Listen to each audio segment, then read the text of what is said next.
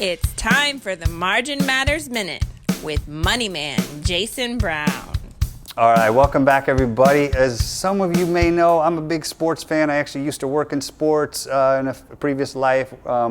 Huge, passionate, about all my teams.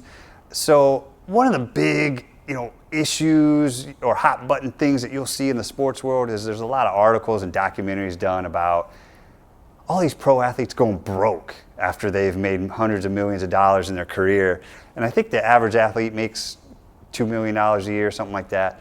And Sports Illustrated did a really good article about this. And according to Sports Illustrated, they say 80% of all pro athletes go broke within 3 years after their playing days are over, which is an astonishing number. It's hard for the common person like myself to wrap your head around how this could possibly happen. But according to Sports Illustrated, they cited several things as why this could happen. They talked about, the athletes not having, proper financial planning experience.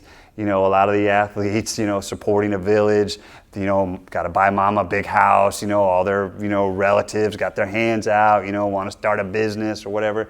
So they feel obligated to giving their money to them. Divorce, if they go through a divorce, that's a big financial settlement.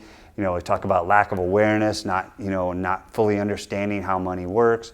And then, of course, the last one here that they cite is lack of second career. So that means, the athlete's not prepared to be retired at age 30. And, what are they going to do for the rest of their life? They have to think about a second career. Most of them don't plan for that. So, but to me, the biggest issue in this is lack of education, right? And this affects all of us, not just pro athletes. Athletes are the ones that get picked on because they make the most money.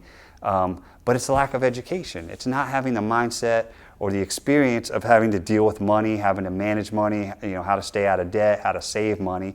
So when you think about this situation, it applies to all of us. It's education. How can we learn to manage our money better and be more wise with our spending and our saving? So think about that as we close today. This is Jason Brown saying to remember, it's not about how much money you make. It's your margin that matters the most. See you next time.